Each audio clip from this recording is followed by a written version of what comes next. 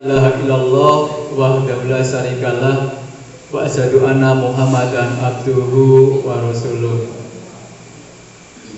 Ya ayyuhalladzina amanu wa qullu qawlan sadida yuslih lakum a'malakum wa yaghfir lakum dunubakum wa ma yuti'illaha wa rasulahu faqad faza fawzan adima. Ya ayyuhalladzina amanu wa tandu nafsum ma qaddamat lihad wattaqullah. Ya ayyuhalladzina amanu ittaqullaha haqqa tuqatih wa la tamutunna illa wa antum muslimun.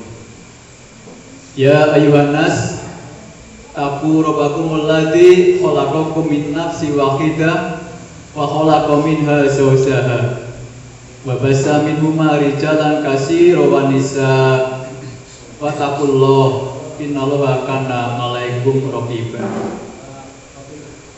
Yang kami hormati segenap pimpinan ranting Muhammadiyah Desa Gumiwang, pimpinan Aisyah Desa Gumiwang, para sesepuh, para tokoh ulama, bapak ibu, jamaah sekalian rahimakumullah.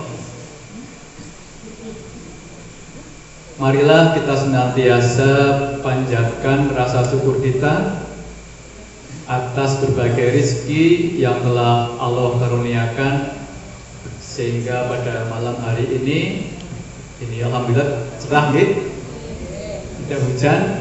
Ini yang ngaji cukup banyak. Kita bisa sama-sama tholabul ilmi di gedung yang sama-sama kita bangun.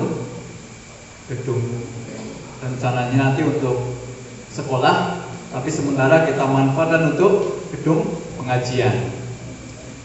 Selawat dan salam tidak lupa kita sanjungkan pada junjungan kita Nabi besar Muhammad sallallahu alaihi wasallam, uswatun hasanah kita yang senantiasa kita harapkan sahabatnya di yaumil akhir.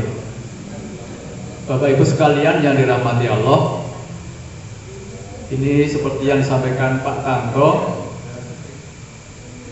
saya sedang ikut sekolah tabligh yang dilaksanakan atau diadakan oleh pimpinan daerah Muhammadiyah Banjarnegara dengan PWM.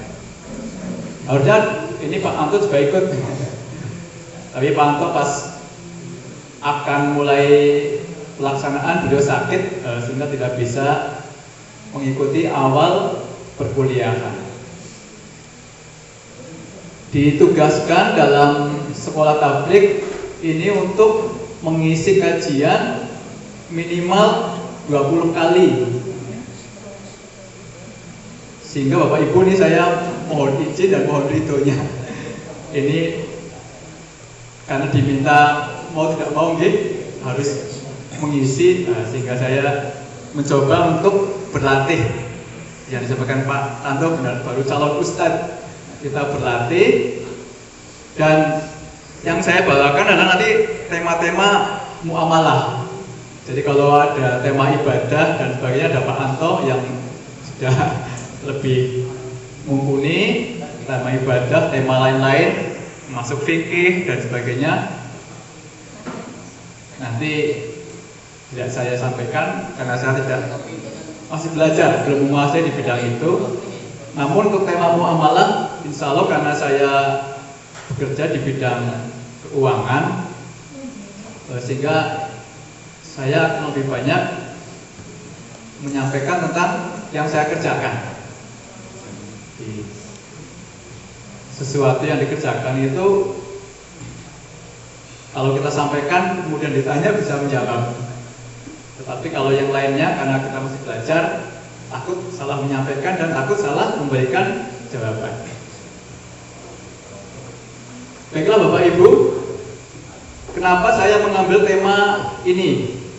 Nah, ini karena saya melihat Bapak Ibu, selama ini kita hidup, kita berkeluarga, tentunya tidak lepas dari masalah keuangan atau masalah ekonomi. Bahkan orang bekerja ini kan dicari adalah uang. Kalau nggak ada uang, abang tidak disayang. Jadi kalau orang Betawi, ada uang abang disayang, nggak ada uang abang dibuang. Kalau di Bumi mah enggak ya. Sehingga ini tema ini saya angkat, setidaknya nanti kita sama-sama belajar, sama-sama mengetahui hal apa yang harus kita rencanakan. Jadi dalam surat Al-Qasas, dan carilah pada apa yang telah dianugerahkan Allah kepadamu, yaitu kebahagiaan negeri akhirat, dan janganlah kamu melupakan bahagianmu dari kenikmatan dunia. Jadi kita senantiasa berdoa, Robbana atina fid dunya hasanah wa fil akhirati hasanah wa qina adzabannar. Jadi kebahagiaan kita di akhirat ini tentunya akan membawa kita kepada kebahagiaan di dunia. Sehingga kebahagiaan di dunia ini juga harus bisa membawa kebahagiaan kita di akhirat. Nah,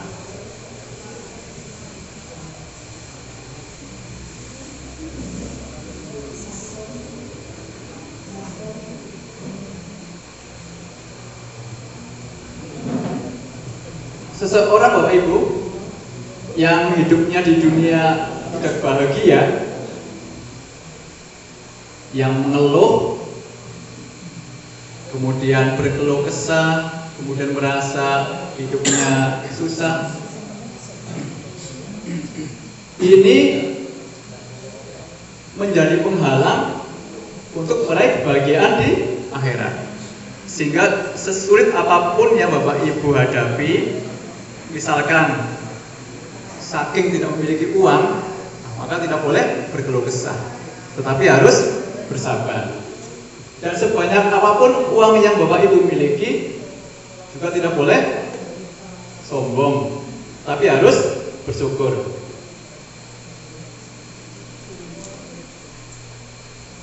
Ini saya lewati ya tujuannya. Nah ini Bapak Ibu, ini tadi siang saya buat sehingga Arabnya tidak saya nukil karena waktu itu tidak cukup untuk menukil Arabnya, langsung saya terjemahkannya. Jadi apa pentingnya merencanakan keuangan? Mungkin kalau sibah-sibah, ya ini hal yang baru ya, karena nggak pernah kita hidupnya mengalir, ada uang ya dipakai untuk belanja, dipakai untuk berbagai hal kegiatan, tanpa pernah Bapak Ibu merencanakan. Nah, sehingga ini materi yang memang akan membuka Bapak Ibu bahwa sesungguhnya itu perlu direncanakan. Kita hidup dilahirkan tanpa membawa apapun, bahkan tidak membawa baju, bahkan tidak memiliki apa-apa. Kemudian setelah dewasa, kemudian setelah berumah tangga, baru Bapak Ibu memiliki harta atau kekayaan. Nah, dari situlah kita sudah mulai ada perencanaan. Ini di surat Al-Isra. Kenapa mendasari kita untuk merencanakan? Pertama, sesungguhnya orang-orang yang boros adalah saudara setan. Jadi sesuatu yang tidak kita rencanakan itu cenderung akan boros. Contohnya Bapak Ibu pergi ke pasar, yang mau dibeli minyak goreng. Nanti setelah Bapak Ibu sampai ke pasar, yang dibeli minyak goreng terus yang lain-lain. Jadi mau beli 1 menjadi beli 10, walaupun itu tidak dibutuhkan. Sehingga ini perlunya perencanaan seperti itu. Kita kalau pendapatannya 1 juta, maka pengeluaran bisa 2 juta. Kenapa seperti itu? Ya memang kata kecenderungan adalah bersifat boros. Diberi rokok 1 bungkus, harusnya 1 bulan cukup, pasti tidak akan cukup. Karena yaitu tadi kita cenderung untuk bersikap boros. Kemudian yang menurut dalam hadis Bukhari dan Muslim, tangan di atas lebih baik daripada tangan di bawah. Hindari boros dan hutang, menabung untuk masa depan, kemudian menjadi dermawan. Apa kaitannya antara boros, kemudian menjadi dermawan, dan menabung untuk masa depan? Sehingga Bapak Ibu, kebutuhan ini ada 3. Pertama, yang saat ini Bapak Ibu butuhkan sekarang. Kemudian yang kebutuhan yang digunakan untuk ditabung, dan yang satu adalah kebutuhan yang disedekahkan. Jadi ada 3 yang nanti kita rencanakan. Ini saya percepat.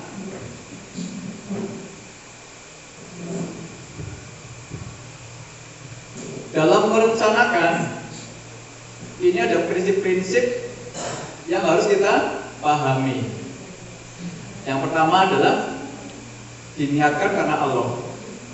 Jadi Bapak Ibu di dalam berkeluarga, di dalam mengatur keuangan, pertama adalah karena diniatkan karena Allah.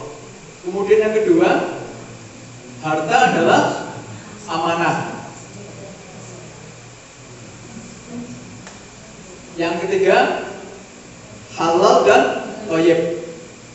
Jadi nafkah yang kita dapatkan atau harta yang kita dapatkan adalah bersumber dari harta yang halal. Halal itu adalah bukan berasal dari sesuatu yang diharamkan. Kemudian thayyib. Thayyib ini adalah sesuatu yang baik untuk kita atau untuk tubuh kita.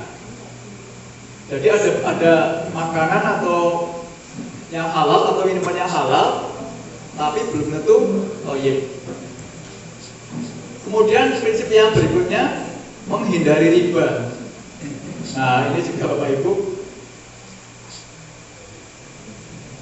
ini kita kadang masih belum bisa sepenuhnya menghindari riba.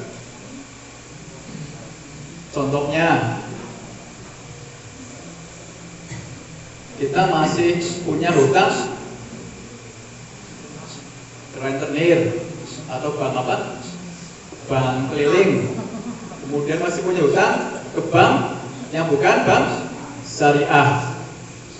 Nah, nanti kita akan sambung di materi berikutnya yang tentang riba. Jadi ini nanti akan kita bahas satu persatu. Ini yang saya sampaikan di awal ini hanya poin-poinnya dulu, karena ini bersambung. Kemudian poin prinsip berikutnya adalah zakat dan sedekah. Dan yang keenam, keseimbangan dunia dan akhirat. Ini yang poin-poin yang nanti akan saya sampaikan Bapak Ibu secara lebih detail di pengajian berikutnya. Jadi ini gambaran awalnya terlebih dahulu. Apa yang nanti yang dimaksudkan harta adalah amanah, kemudian harta apa yang halal dan thayyib, kemudian bagaimana menghindari riba, kemudian tentang zakat dan sedekah. Ini pembahasan tersendiri, termasuk bagaimana agar kita bisa seimbang antara kebutuhan di dunia maupun kebutuhan di akhirat.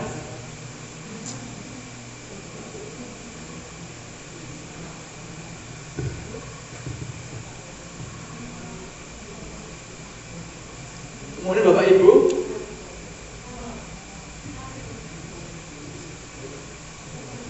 ada prinsip, ada pilar. Jadi kalau prinsip ini hal-hal yang tidak boleh ditawar-menawar. Jadi kalau kita diminta menghindari riba, ya sudah kita ikuti untuk menghindari riba. Tapi kalau pilar ini adalah hal-hal yang menjadi dasar agar kita bisa melakukan sesuatu yang lebih baik. Yang pertama, pencatatan dan evaluasi. Ini Bapak Ibu jamaah sekalian, mungkin jarang ya yang mencatat keuangan keluarganya. Mungkin Pak Tato yang dulu juga mungkin jarang ya. Bingung ya?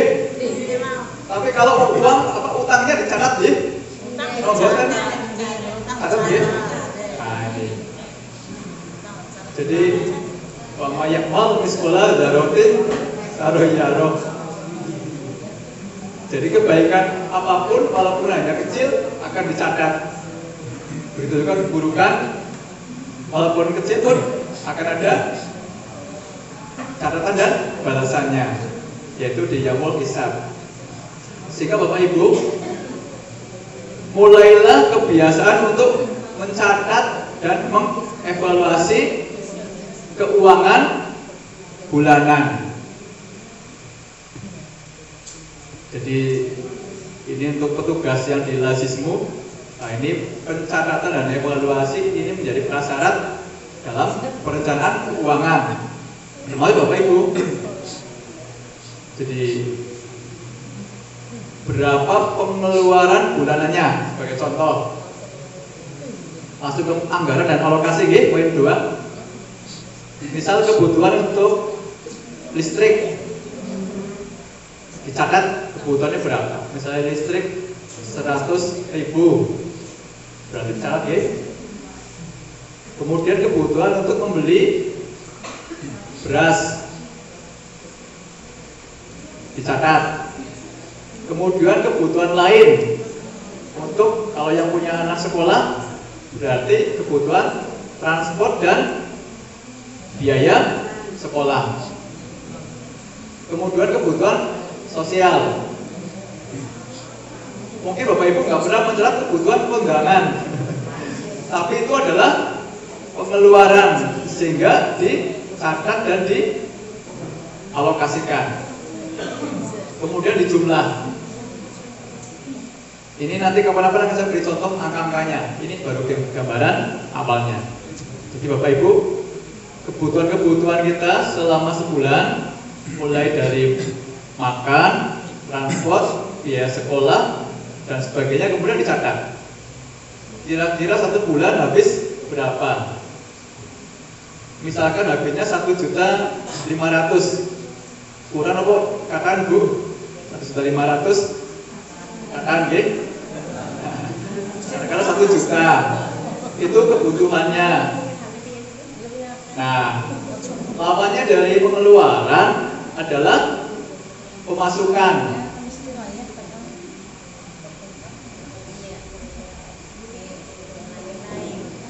Pemasukannya ada apa tidak? 1 juta. Sehingga antara pemasukan dan pengeluaran jangan sampai besar pasak daripada jadi besar pengeluaran daripada pemasukan.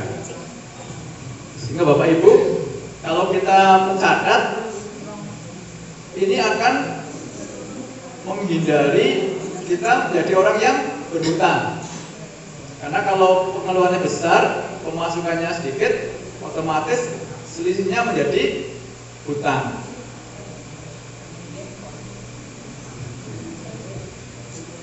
Sakit deh, catat deh.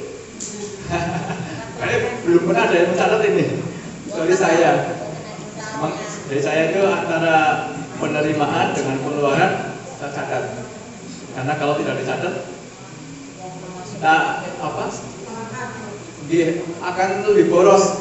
Jadi uang berapapun menjadi lebih boros di pengeluaran.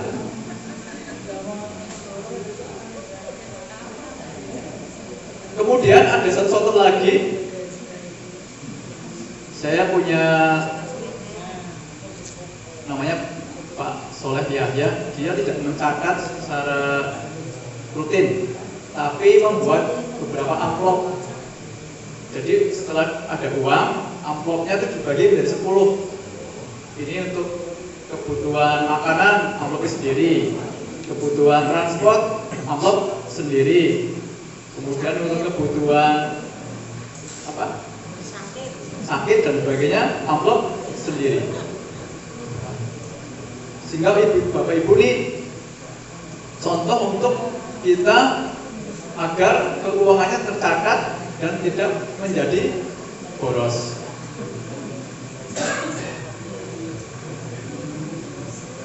Kemudian Bapak Ibu, apa yang kita beli atau apa yang kita gunakan ini kalau sudah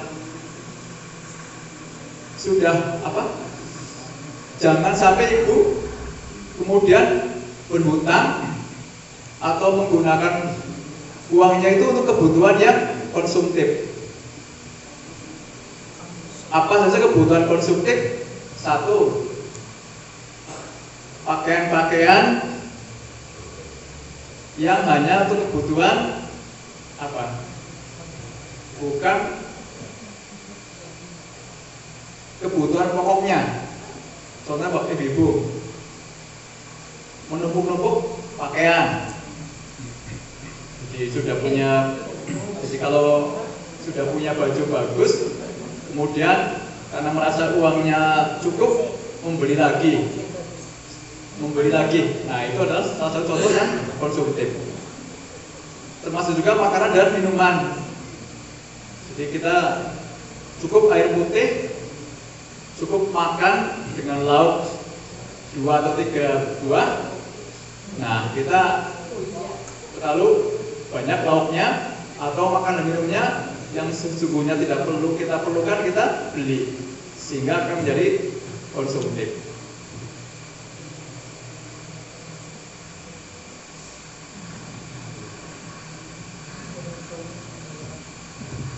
Kemudian Bapak Ibu, kalau penghasilannya Bapak Ibu mencapai nisab, maka zakat dan sedekah ini adalah juga merupakan kewajiban yang harus dikeluarkan.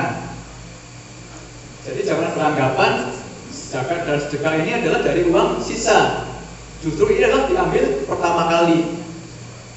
Kalau saya karena pegawai, dipotong di awal zakat.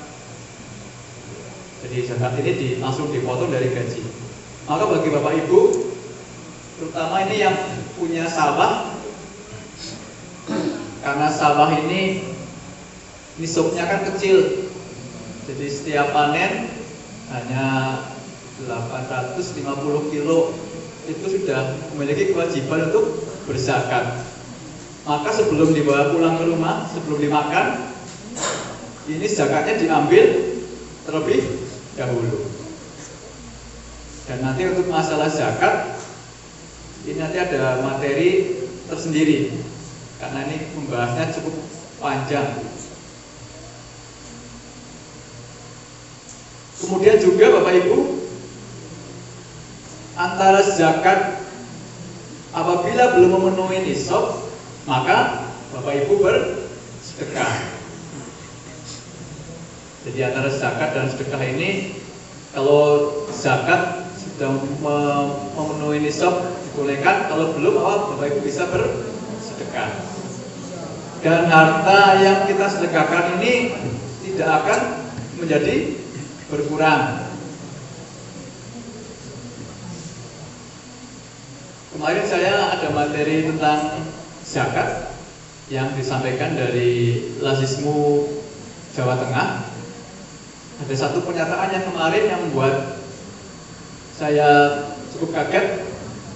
Begini, jadi zakat ini ternyata kalau membaca surat at-Taubah ini ambillah zakat dari sebagian harta mereka. Berarti perintah ini adalah diperintahkan kepada ambil zakat. Sehingga Bapak Ibu, pembayaran zakat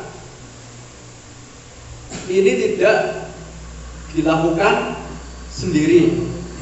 Misal Pak Tanto kemudian zakatnya dibayarkan sendiri ke fakir miskin ataupun ke 8 asnaf tanpa melalui amil.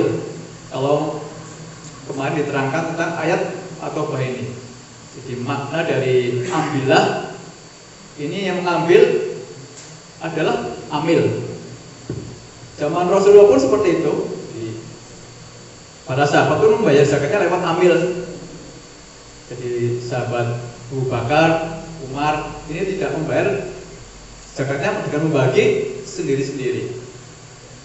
Sehingga Bapak Ibu, ini nanti akan kami sampaikan materi tentang zakat, termasuk bagaimana kedudukan lasismu, terutama di Ranting Gumiwang sebagai amil yang sudah memperoleh surat dari Basnas untuk bisa melaksanakan dan mengelola zakat khususnya di tiap-tiap kantor layanan. Dan alhamdulillah di Gumiwang sudah ada lasismu sebagai amil zakat. Sehingga mungkin untuk tahun besok ketika Bapak Ibu sudah boleh bayar zakat, maka di masjid maupun di beberapa tempat yang melakukan penerimaan zakat ini nanti harus mendapatkan SK sebagai amil zakat. Kalau kemarin masih sebagai panitia, nah, sehingga SK yang bisa memberikan SK amil zakat adalah dari lembaga zakat yang memang sudah diberikan kewenangan. Ada Basnas, ada Lasismu, ada dompet Duafa Republika, ada Lasis Jateng dan sebagainya. Dan alhamdulillah kita yang di Gumiwang sudah ada Lasismu.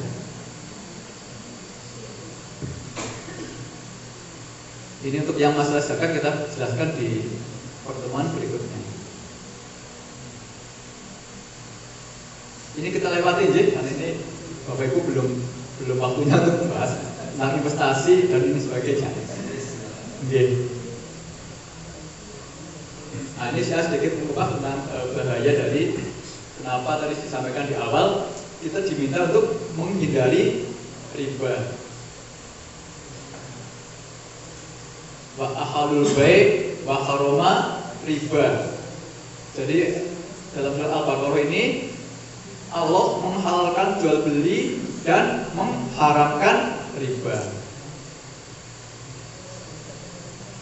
Bahkan di surat berikutnya ini lebih keras lagi di Al-Baqarah 278-279. Umumkanlah perang dari Allah dan Rasulnya terhadap orang-orang yang masih memungut riba.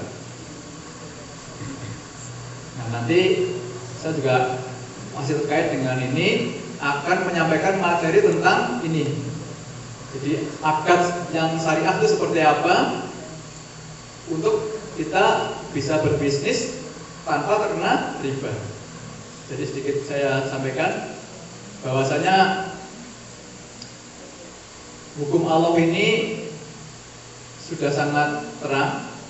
Ada yang terkait dengan ibadah mahdhuf, bahwa terkait dengan ibadah hukumnya adalah segalanya dilarang kecuali yang diperintahkan. Jadi kalau kita sholat, ya kita mengikuti sholat sesuai dengan tuntunan Allah dan Rasulnya. Kemudian dalam hal muamalah, nah, ini semuanya dibolehkan kecuali yang dilarang. Nah, jadi dalam ibadah itu yang diperintahkan itu yang boleh dilaksanakan. Tetapi dalam bermuamalah kita boleh kecuali yang dilarang. Nah, salah satu yang dilarang ini adalah riba. Jadi kalau orang makan, monggo mau sepiring, 2 piring, 3 piring itu diperbolehkan. Yang penting halal dan thayyib. Tetapi kalau dalam sholat subuh masih pagi lah, karena itu kan 4 rakaat kok kuat, kalau 2 rakaat kok terlalu singkat, itu tidak boleh. Karena dalam ibadah ini yang dilaksanakan adalah kita sudah ada tuntunannya. Jelas sih Bapak Ibu ini antara ibadah dan muamalah. Jadi kalau dalam ibadah ini mengikuti yang diperintahkan, tidak boleh menambahkan.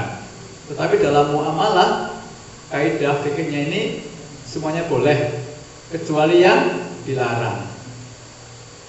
Nah, sehingga kita hanya mengikuti larangan-larangan saja, jadi enak. Dilarang makan daging babi, jadi kita tidak boleh makan daging babi, karena daging yang lainnya banyak. Dilarang makan darah dan bangkai, karena yang seger-seger, yang sehat-sehat juga banyak.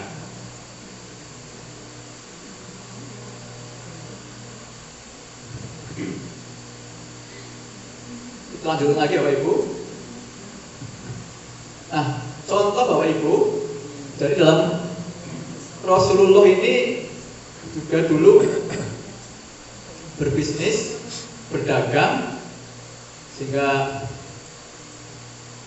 sebelum menikah dengan Siti Khadijah, ini kan Rasulullah membawakan barang dagangannya dari Siti Khadijah, kemudian dijual ke Syam. Semua barang-barang dagangan dari Cina dijual ke Baghdad. Itu namanya ada 2, ada mudharabah, ada musyarakah. Ini nanti sedikit menyinggung bahwa riba ini adalah tambahan yang diperoleh atas manfaat yang kita berikan. Jadi riba ini tidak hanya sekedar pinjam meminjam.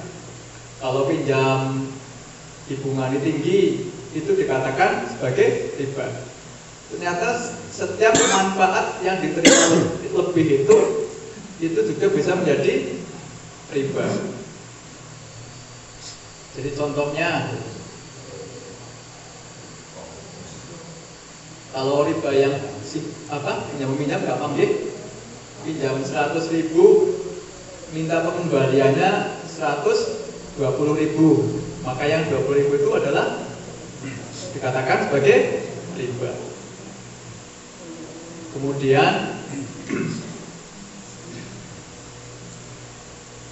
ada juga yang bersifat barang. Pinjam sekarung beras, ini kan bukan uang. Pinjam sekarung beras, nanti minta dikembalikan 1 karung, ditambahin lagi berapa kilo, itu juga riba. Tetapi ada akad yang membolehkan, yaitu berupa kerjasama. Kalau mudharabah itu adalah namanya kerjasama bagi hasil. Jadi mudharabah, kemudian kalau di Jawa itu menjadi derep atau dorop. Derep, jadi ada orang panen padi, itu namanya dorop atau derep. Itu dari kata mudharabah. Tapi kita mendengarkannya sekarang menjadi dorop, derep apa derep? Pari, nah. Pari itu berbagi hasil panenan, namanya mudharab. Jadi mudharab ini seperti ini. Misalkan Pak Jamil dengan Pak Tanto ini bekerja sama membuka toko, paling gampangnya toko pakaian, toko pakaian. Pak Tanto punya uangnya, Pak Jamil punya tokonya, tapi tidak ada barang dagangannya. Sehingga Pak Tanto membelikan barang dagangan yang nanti akan dijual oleh Pak Jamil. Nah, dari usahanya Pak Jamil, karena berdagang kan ada untungnya, sebagian untungnya diberikan kepada Pak Tanto. Maka itu yang dilakukan Rasulullah. Jadi membawa barang dagangannya Siti Khadijah, kemudian laku, nah sebagian keuntungannya dia memperoleh. Itu bukan riba. Jadi kerjasama atau mudharabah atau bagi hasil.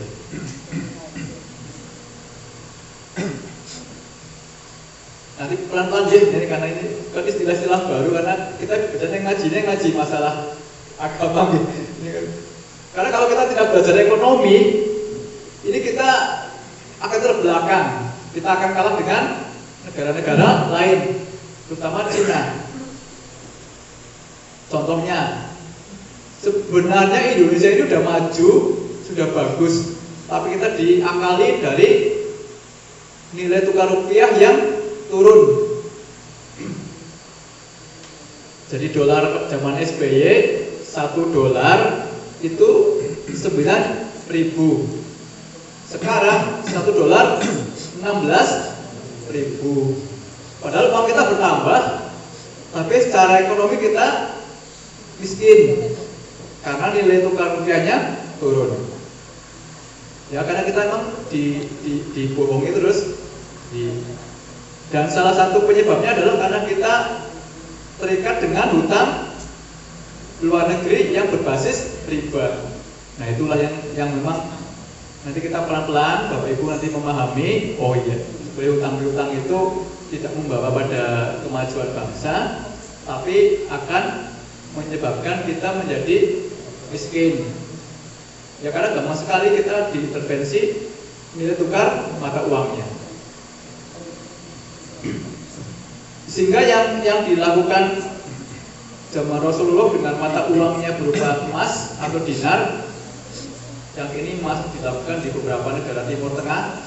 Jadi mata uang dinar itu terbuat dari emas. Sehingga zaman Rasulullah 1 dinar bisa untuk membeli seekor kambing. Sekarang pun 1 dinar masih bisa untuk membeli seekor kambing. Jadi 1 dinar itu setara dengan emas 2,45 gram. 2,5 gram, 1 gram sekarang 1 juta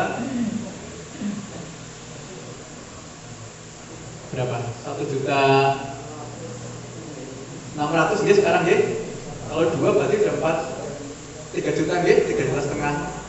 Ya pas harga kami segitu. Jadi nilai dinar, nilai dirham itu zaman Rasulullah, zaman sekarang itu stabil. Sedangkan kita karena kita menggunakan mata uang kertas, zaman Soekarno 1 rupiah dengan dolar hampir-hampir mendekati.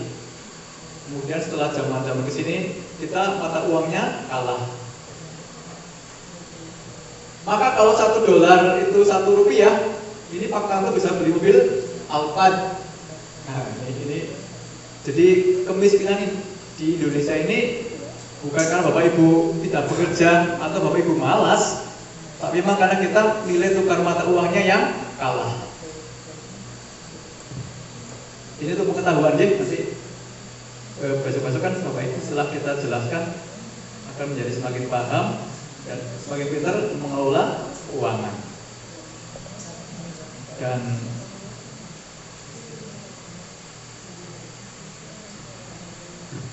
kemudian juga pokoknya ada wasiat, waris dan wakaf.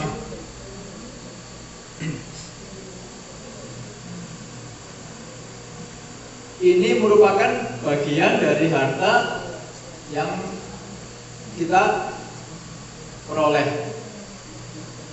Jadi ini saya tidak akan menerangkan hari ini.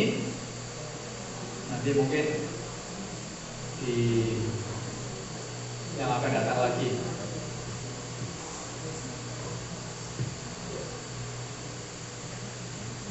Jadi Bapak Ibu, untuk waris, ini memang kita belum terbiasa ketika orang tua kita, bapak atau ibu meninggal, kemudian kita langsung melakukan proses pewarisan. Jadi saya mengalami sendiri. Jadi ketika bapak saya meninggal, ini kemudian ibu menyampaikan harta yang ditinggalkan orang tua berupa sawah, ini ibu minta diproses waris. Bahkan kita anak-anaknya kan orang tuanya masih hidup, tapi ternyata hukum warisnya memang harus dibagi, sehingga bapak ibu yang ditinggal suaminya ini proses warisnya disegerakan, atau yang ditinggal orang tuanya. Karena memang ini hak waris ini adalah berlaku ketika ada salah satu keluarga yang meninggal. Jangan ditunda-tunda. Sehingga saya mengalami sendiri, setelah orang tua meninggal, kemudian kita waris, kemudian 3 tahun ibu meninggal, diproses waris lagi. Jadi ada 2 kali proses pewarisan. Tetapi itu adalah yang sesuai dengan tuntunan. Jadi pertama saya sudah dapat tanah karena waris dari orang tua.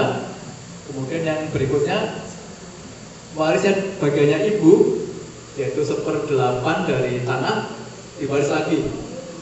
Dapat 2 kali proses waris. Walaupun bagi tanah yang sudah bersertifikat, proses pewarisan ini membuat keluar biaya cukup besar. Jadi Pak Derajat, ketika proses waris itu kita harus disuruh bayar biaya pewarisan di notaris. Karena kebetulan bapak saya zaman ada proses sertifikat, tanahnya di sertifikat. Jadi ketika harus diwaris, harus ke kantor notaris untuk membuat akta pewarisan dan terkena biaya pewarisan. Dan bahkan saya hitung-hitung biaya pewarisan jadi lebih besar karena anaknya ada 4 yang boleh waris, termasuk ibu jadi 5. Nah, kemudian setelah ibu meninggal, proses lagi, suruh bayar lagi. Jadi 2 kali proses dan 2 kali pembayaran. Tapi tidak masalah karena itu adalah mengikuti daripada tuntunan yang disyariatkan. Kemudian untuk hitung-hitungan warisnya ini juga materi tersendiri. Jadi di dalam keuangan kita, Bapak Ibu, ternyata banyak sekali yang terkait dengan perencanaan keuangan. Apalagi nanti terkait dengan hukum waris pewaris. Kemudian wakaf. Nah ini barangkali orang tua kita ini sebelum meninggal ini pernah mewakafkan. Di undang-undang terbaru, ini apabila harta kekayaan orang tua itu semuanya diwakafkan, tidak diwariskan ke anak yang menjadi haknya anak, ternyata itu di undang-undang terbaru itu boleh dibatalkan wakafnya. Bisa juga agak materi terbaru ini ternyata ada undang-undang paling terbaru. Jadi kalau Bapak Ibu punya harta atau punya tanah kemudian diwakafkan tetapi tidak memberi bagian untuk anak-anaknya, itu tidak boleh di undang-undang terbaru. Nah, sehingga bisa dibatalkan.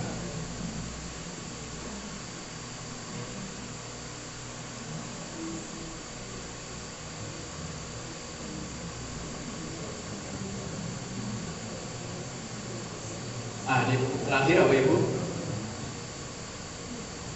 Kesimpulannya, pertama, kita sebagai Muslim di dalam merencanakan keuangan ini tadi satu harus kita rencanakan, kita catat penerimaannya dan kita catat besaran pengeluarannya. Dan ini memang kita jarang-jarang melakukan. Justru yang paling detail mencatat keuangannya ini adalah orang-orang sipil, orang-orang Chinese. Kenapa orang Chinese lebih sukses dari kita? Ya karena mereka merencanakan keuangan. Bahkan ketika mereka belum sukses, makannya itu mereka bubur. Kalau kita kan udah nasi gitu, jarang nggak makan bubur. Ya itu karena mereka merencanakan bahwa uangnya hanya ada sekian. Kalau kita makannya nasi belum cukup keuangannya, sehingga mereka bagaimana agar uang yang ada itu mencukupi kebutuhan, sehingga makan pun mereka menyesuaikan dengan uang yang ada. Kalau kita kan kalau nggak ada uang, kita lebih condong untuk berhutang. Sehingga ini kebiasaan untuk mencatat ini menjadi titik tolak kita agar kita bisa sukses di dalam merencanakan keuangan. Kemudian yang kedua, hindari riba dan boros. Kemudian tujuan akhir dari kita merencanakan keuangan adalah agar tercapai keberkahan, bukan hanya kekayaan. Walaupun ketika Bapak Ibu ini melakukan perencanaan dengan baik, maka otomatis selain berkah juga akan mendapatkan kekayaan. Karena sesuatu yang dikelola dengan baik, sesuatu yang dikelola dengan perencanaan yang baik, itu juga akan berujung pada sesuatu yang baik pula. Kemudian masalah boros, nah ini sesuatu yang perlu dilatih. Karena kalau sudah terbiasa Bapak Ibu boros, ya sebenarnya boros itu kalau uangnya ada. Kalau Bapak Ibu nggak ada uangnya kan nggak bisa boros. Makanya agar uangnya itu tidak berlebihan, maka Bapak Ibu harus punya tabungan. Karena ada banyak hal yang bisa ditabung. Satu, menabung untuk persiapan ibadah haji atau umroh, sehingga uang yang ada itu menjadi tersimpan. Kalau udah masuk ke sana kan nggak bisa diambil gitu. Kemudian yang kedua, tabungan untuk ibadah kurban. Karena setiap tahun bagi yang mampu kan untuk melaksanakan kurban.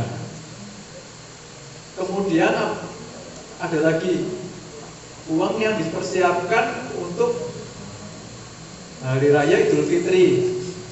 Nah, ini juga masuk ke dalam tabungan. Dikeluarkan tapi uangnya ditabung.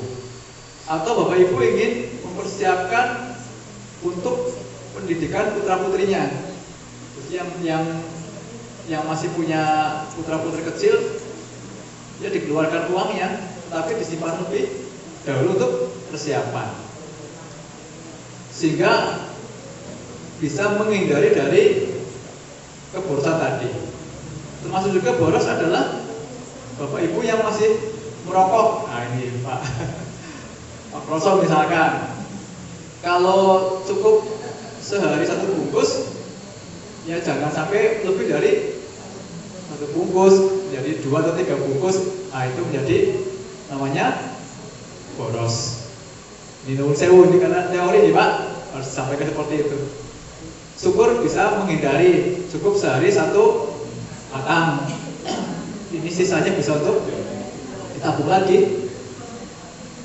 Karena kalau ini menurut perhitungan ini Pak Jamil Pak nuwun sewu ini. 1 bungkus rokok itu ternyata harganya cukup mahal, 16.000 ya, atau 20.000 ya, lebih ya, 25.000 ternyata kalau dikalikan sebulan 25 kali 30 750.000. Ternyata dalam 5 tahun ya banyak juga kalau dihitung-hitung. Tapi karena itu mungkin sudah direncanakan, ini sudah dianggarkan di anggaran Borokok ada di Garu-Garu. Ya monggo lah, yang penting jangan lebih dari yang sudah dianggarkan. Usahakan bisa dikurangkan. Karena kalau itu bisa dikelola, insya Allah bisa untuk kebutuhan yang lain. Kemudian kenapa kita mencarinya, tujuan akhirnya adalah keberkahan bukan kekayaan. Jadi sesuatu yang berkah ini tentunya membawa ketenangan batin dibandingkan hanya mengejar kekayaan. Karena banyak orang kaya yang berakhir dengan bunuh diri. Bahkan Bill Gates ini yang bukan orang Muslim, ini kan sudah berazam dia ingin meninggal dalam keadaan miskin. Padahal bukan orang Muslim, tapi ingin kalau bahasanya sana mendermakan hartanya untuk kegiatan membantu sesamanya. Apalagi kita, sehingga monggo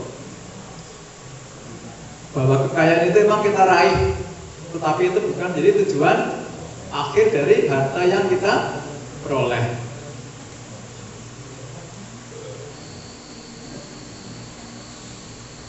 Mungkin itu Bapak Ibu untuk materi kita. Ini masih ada waktu berapa? 5 menit. Masih ada waktu, monggo Bapak Ibu bisa ditanyakan. Nanti ini yang saya sampaikan ini akan saya sampaikan lagi nanti lebih detailnya di pertemuan berikutnya. Karena memang saya bidangnya di bidang ini, makanya saya tidak menyampaikan tapi di bidang dan sebagainya. Kita akan membicarakan muamalah dan juga nanti ada materi-materi bukan saya ya, ada materi tentang parenting atau mendidik anak. Nah ini penting Bapak Ibu untuk bisa mengetahui pengetahuan seperti ini. Bagaimana nanti kita mendidik anak kita, bagaimana ketika anak kita nakal, bagaimana caranya agar anak kita bisa menjadi anak yang soleh. Ini ada caranya. Termasuk bagaimana Bapak Ibu nanti manajemen hutang. Cara mengelola hutang itu bagaimana biar kok hutangnya bisa lunas, tidak terlilit hutang. Ini adalah materi tentang kemuamalahan.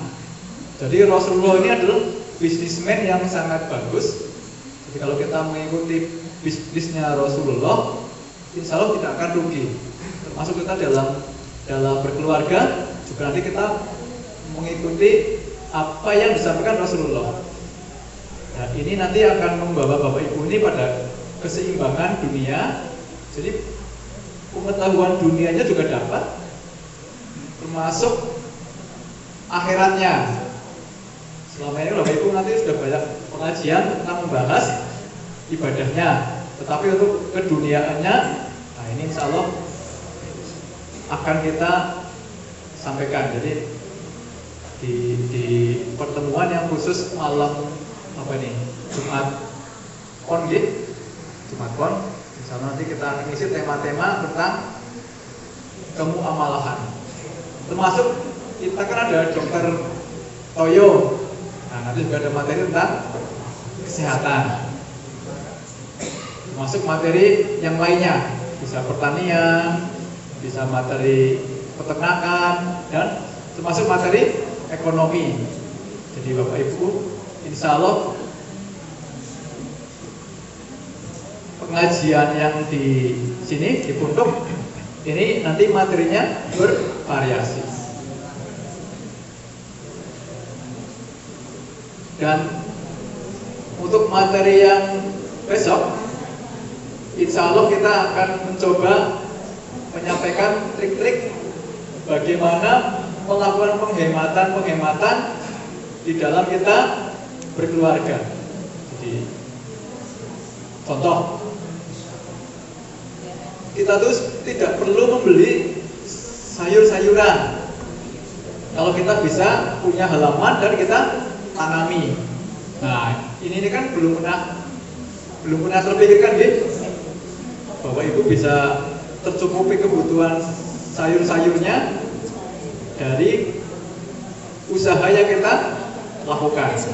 Ini adalah materi muamalah atau materi kehidupan.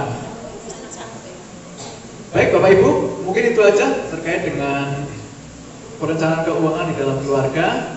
Dan ini ada doa dari hadis riwayat Tirmidzi. Ya Allah, cukupkan aku dengan rezekimu yang halal, jauhi yang haram, dan kayakan aku dengan karuniamu. Nah, ini tentunya doa ini yang sangat kita harapkan.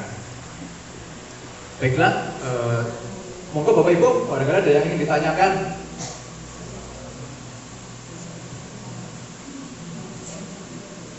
Bapak-bapak, monggo Pak Roso. Saya tanya masalah pemborosan Pak.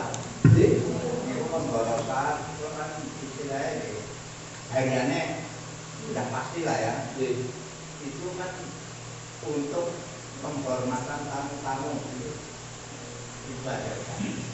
Itu bagaimana caranya? Yang demi tamu jadi boros anggarannya. Biar berkah kita punya tamu. Jadi kemarin Pak siapa ya Pak yang menceritakan Pak Roman bahwa kita diminta untuk menghormati tamu kita. Bahkan ketika tidak ada makanan kan ada salah satu sahabat yang lampunya dimatikan, dia seolah-olah memberikan makanannya di kepada tamu, kemudian dia juga seolah menemani, walaupun dengan dimatikannya lampu dia tidak punya makanan, seolah-olah ikut makan. Bahkan Nabi Ibrahim kan menjamu tamunya dengan memotong seekor anak sapi. Namun saya baca di salah satu hadis bahwa memuliakan tamu pun ada batasannya sesuai dengan kemampuannya kita. Jadi kalau kita tidak memiliki kemampuan lebih, ya kita hanya sebatas menjamu apa adanya. Contoh ini di sini kan kita hanya mampu memberikan kopi, maka kita tidak bisa memberikan snack. Sehingga kalau bagi Pak Roso yang tamunya banyak, ya ini bukan boros, tapi memang sedekahnya luar biasa. Karena emang memuliakan tamu, Mencari keberkahan Pak. ya tidak bisa menyampaikan itu sebagai hal yang boros, walaupun secara keuangan itu jelas menguras anggaran. Itu sama seperti Bapak Ibu kondangan.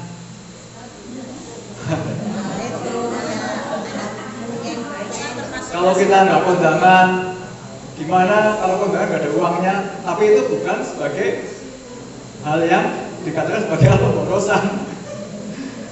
Jadi boros ini adalah pada hal-hal yang bisa kita cegah, Pak. Ya, kita berpikir anggaran. Nggih. Kalau banyak tamu, sering ada tamu kan. Ya. Nggih. Bingung berpikir. Nanti, maka itu tadi kan sampaikan bahwa kita dalam menganu tamu adalah sebatas dengan pada kemampuan kita.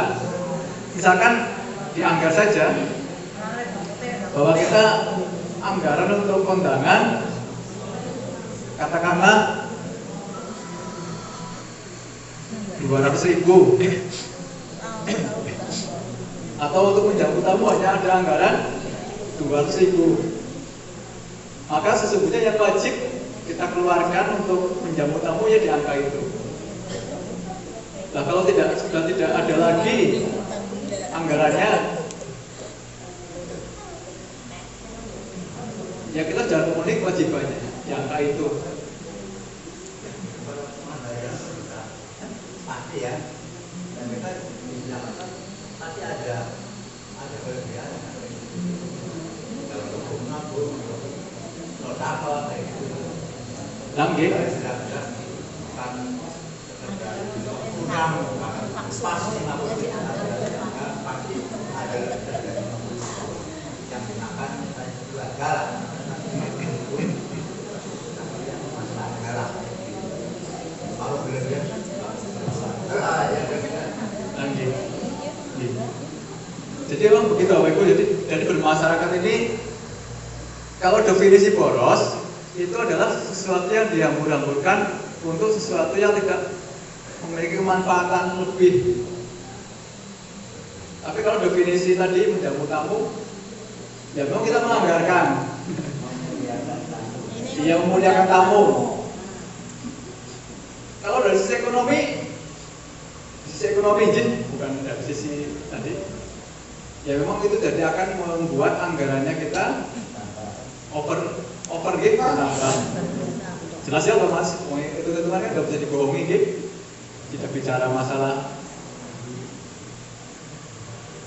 sudah dianggarkan 200.000, kok tamunya banyak, mungkin keluarnya lebih dari 200.000.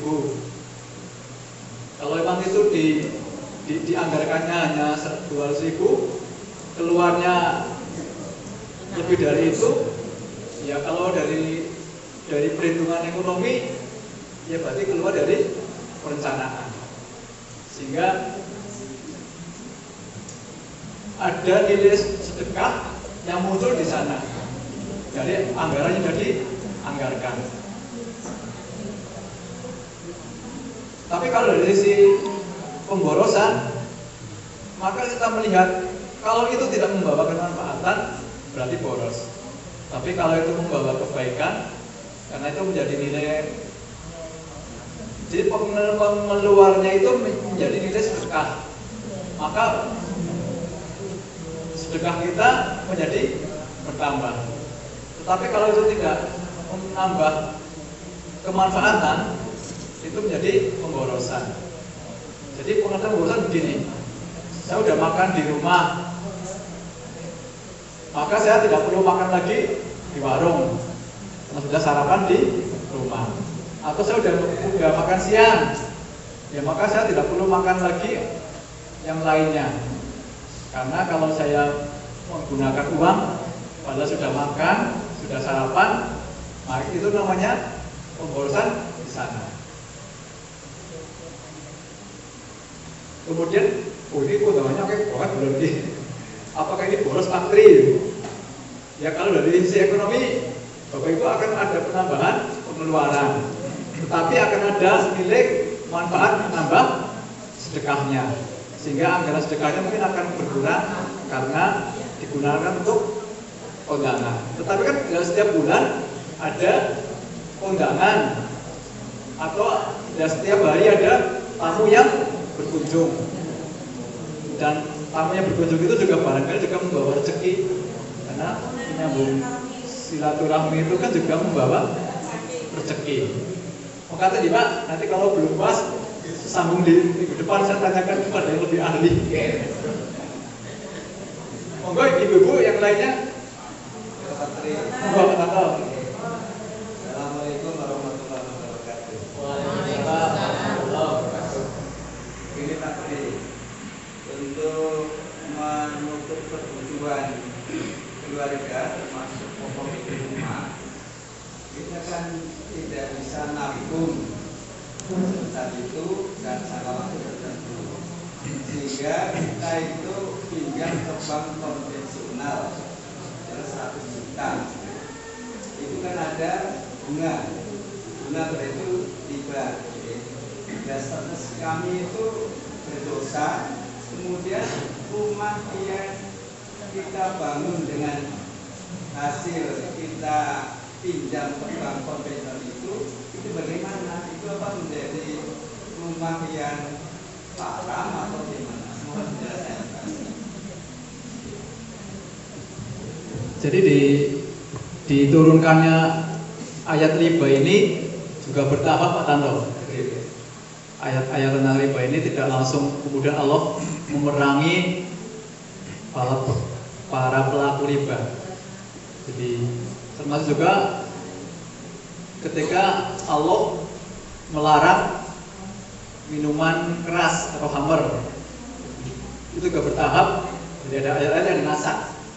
Jadi bertahap kemudian sampai perintahnya tegas. Kemudian juga ada pertanyaan, Pak, saya selama ini belum pernah berzakat karena tidak tahu hukumnya. Nah, terus harta-hartanya dari peroleh selama ini itu kan tidak pernah dizakati.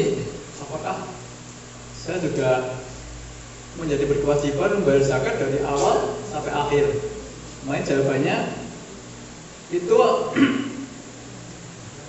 berlaku ketika kita mulai paham hukumnya dan berazam untuk memperbaiki. Jadi tinggalkanlah sisa-sisa riba. Berarti apa yang sekarang sedang dialami itulah yang ditinggalkan Pak Tanto. Jadi kalau memang harta yang dahulu diperoleh itu ya kalau kita belum tahu dan bank syariah kan juga belum ada. Jadi saya juga dulu urutannya bank non syariah. Kemudian setelah saya paham, nah saya pindahkan ke bank yang syariah. Ya kita ikhtiar. Masalahnya kan seperti itu tadi. Jadi setelah kita paham hukumnya, maka kita tinggalkan ribanya itu, kemudian kita beralih. Kalau Bapak Ibu sudah paham hukumnya, kemudian tidak beralih, nah itulah monggo. Ayatnya jelas, saya juga takut. Perang dengan Allah dan Rasulnya. Kalau ayatnya tidak setegas itu, ya mungkin kita masih nawar. Tapi kalau udah ayatnya sudah sangat-sangat terang, nyatakanlah perang dengan Allah dan Rasulnya. Al-Baqarah. Nah, jika untuk Bapak Ibu, bagi yang masih punya tanggungan di bank-bank yang konvensional, monggolah diselesaikan. Banyak kejadian-kejadian orang-orang yang seperti itu, dan kenapa banyak anak yang nakal, kemudian banyak istri yang juga suami istri yang berpisah dan sebagainya, yaitu berawal dari hal seperti itu. Jadi, harta yang halal,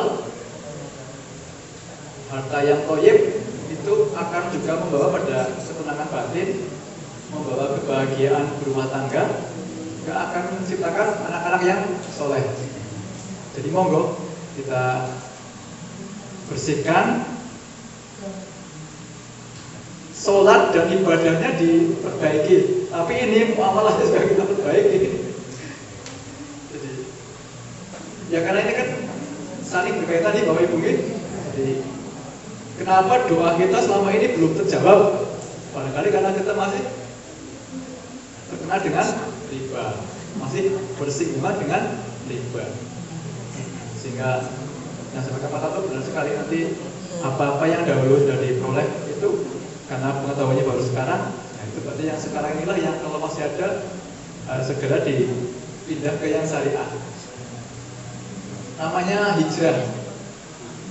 Iya, kan menghijrahkan dari pinjaman yang konvensional yang pakai metode bunga, kemudian dihijrahkan ke yang metode syariah. Bisa dengan akadnya mudharabah atau akadnya jual beli. Kalau jual beli jadi rumahnya karena ini itu jadi kan nggak mungkin jual beli gitu, baru udah belinya Pak Tanto.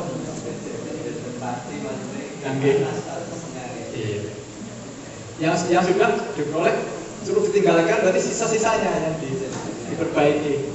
Maka tinggalkan sisa-sisa riba, sehingga yang sudah diperoleh dahulu nggak masalah, tapi yang akan datang itu sudah tidak diperbolehkan. Makanya ayatnya itu tinggalkanlah sisa-sisa riba. Kalau sisa-sisa ribanya itu belum mau ditinggalkan, maka nyatakanlah perang dengan Allah dan Rasulnya. Nah itu kan kita sholat kita seperti apa kalau udah nyatakan perang.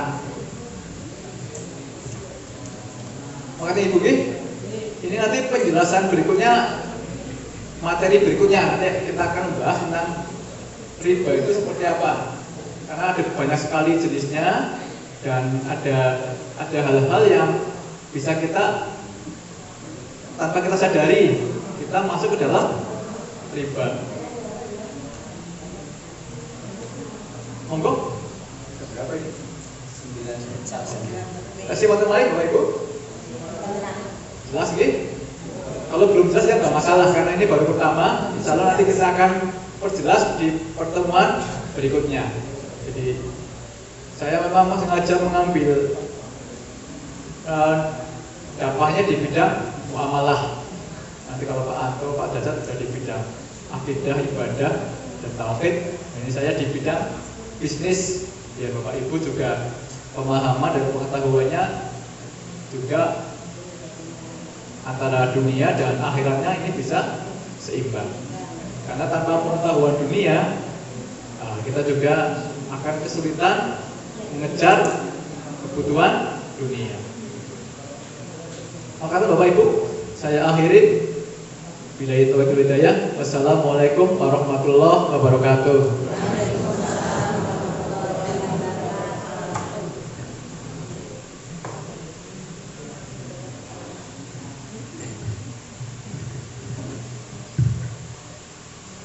Demikian Bapak Ibu sekalian, materi perencanaan keluarga muslim. Ingkang intinipun monggo keuangan wonten keluarga ditulis salah satu direncanakan kanthi sae, lajeng menghindari kehidupan ingkang boros, menghindari hutang-hutang ingkang riba. Supados nopo, supados kehidupan kita sedaya menjadi kehidupan ingkang berkah lan barokah. Tadi sudah disampaikan dengan jelas Pak Tri yang menyampaikan, ke depan nanti akan dibahas lagi tentang apa itu riba dan apa bahayanya. Bapak Ibu yang dirahmati Allah Subhanahu wa taala, sedikit informasi ini mumpung kula ketemu kanthi pembangunan masjid wonten Punduk nggih. Proposal niki proposal awal, pengajuan proposal wonten Arab nggih. Proposal niku gawe masjid, kangge masjid nggo masjid umum biasa niku sanes kangge persiapan berdirinya pondok pesantren MBS Al-Falah. Jadi pondok sih kapan? Wallahu a'lam Gusti Allah sing badhe yakinaken sing badhe napa nggih. Niku, jadi masjid niku kadang-kadang wonten ingkang takon teng kula, masjid wis pirang-pirang, kaya kadang jamaah isih urung penuh kok gawe masjid maning malah gede banget, ukuran 20 niki jane kan persiapan kangge pondok pesantren MBS Al-Falah Muhammadiyah Boarding School. Rencanane pondok niki kan berdirine kapan? Sing penting wonten masjid riyin. Lah sederenge pondok niku saged madeg saged berdiri, mangke masjidipun dados saged digunakan kangge kegiatan pengajian akbar. Pengajian sing kados teng cabang Merden sing bisa muat 1000 jamaah.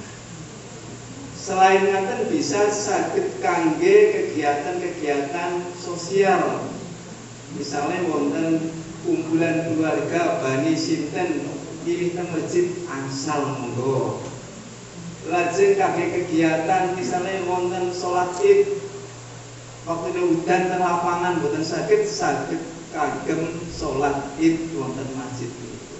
masjid niko masjid merupakan wakaf saking tiyang Arab ingkang ibune niku sampun seda, putrane wakaf arto 200 juta. Mulane masjid niku dijenengi Saroh binti Muhyiddin Umar. Berarti kayane ngerti kula kan berarti ke ibune kuwi jenenge Saroh. Jenenge Saroh.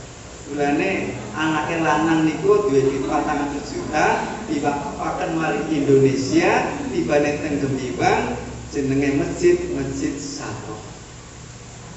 Monggo masjid niki bantuan saking Arab niku 200 juta, nilai bangunan niku 1.038 juta. Bantuane mung 400 juta, lah saking panitia mriki niku kedah wonten dana pendamping 638 juta. Kanthi izin ridho Allah mugi-mugi enggal cepat rampung lan nyuwun partisipasi kaum muslimin muslimat termasuk panjenengan sedaya. Monggo donasi jariah kangge sami benjang wonten ing akhirat. Mugi-mugi dados amal jariah panjenengan. Ingkang kagungan arto kali artonipun, ingkang sehat kali tenaganipun, ingkang paku kali donganipun. Nyuwun dukunganipun, donganipun, tenaganipun, ugi artonipun supados Masjid Saroh niki saged berdiri kanthi sukses. Niki sampun pengecoran minggu ngajeng sampun saged pasang bajaringan. Niku gendenge pun siap, keramik dipun siap wonten mriku. Kantun mangke pembersihan lahan insyaallah panitia badai kemalan kangge keringan warga saking Gemiwang batas tulon tekan batas wetan disuwuni keikhlasanipun tenaganipun kangge sareng-sareng keringan ngurup pandasiniko karena urugane kathah nilai urugan niku kan 15 juta. Padahal kita mungkin duit 15 juta, nek kerigan kali warga sedaya insyaallah saged nutup RAB anggaranipun nggo niku 15 juta. 15 juta awake kula piyambak sedaya niku supados anak-anak 15 juta nggo ngurus bulan pundi lan iki wonten solusi kerigan lah kerjasama bareng-bareng kanthi rong dina atau telung dina insyaallah saged rampung. Makaten informasi tentang Masjid Saroh ingkang madhep wonten ing Punduk. Mugi-mugi Gusti Allah Taala ngijabahi penyuwun kula sedaya enggal-enggal masjid saged berdiri kanthi lancar. Amin amin ya rabbal alamin. Pengajian malam hari ini demikian yang disampaikan oleh Ustadz Tri Wuryanto. Mari kajian pada malam hari ini kita tutup bersama dengan bacaan hamdalah dan kifaratul majlis. Alhamdulillahirabbil alamin. Subhanakallahumma wa bihamdika asyhadu an la ilaha illa anta astaghfiruka wa atubu ilaik. Billahi taufiq wal hidayah. Wassalamualaikum warahmatullahi wabarakatuh.